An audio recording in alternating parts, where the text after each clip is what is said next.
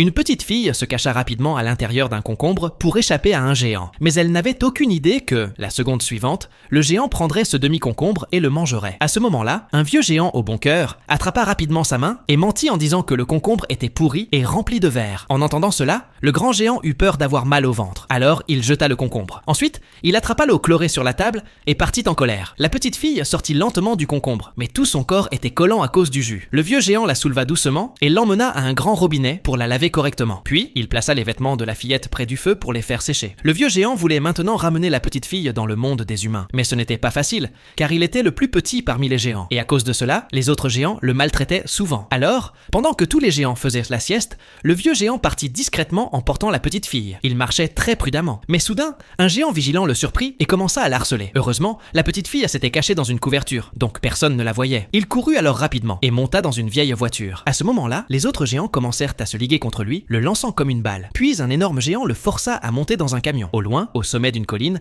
un autre géant se tenait debout sur deux voitures de rouillé. Avant que le vieux géant ne comprenne ce qui se passait, le géant fort le poussa, lui et le camion, en bas de la colline. En voyant cela, le géant d'en face sauta, avec l'intention de le percuter et de le tuer. Mais il ne savait pas que la petite fille se cachait dans la voiture à sa droite. Juste avant la collision, la fillette tourna rapidement le volant. Et ce qui arriva ensuite était très drôle. Mais le vieux géant survécut sans une seule égratignure. En voyant cela, tous les géants furent déçus et recommencèrent à lui tirer les oreilles pour l'embêter. Soudain, le ciel clair changea et une pluie forte tomba avec du tonnerre. Comme le pays des géants se trouvait très en hauteur, les éclairs pouvaient être très dangereux. Alors tous les géants prirent peur et s'enfuirent dans toutes les directions, laissant le vieux géant derrière eux.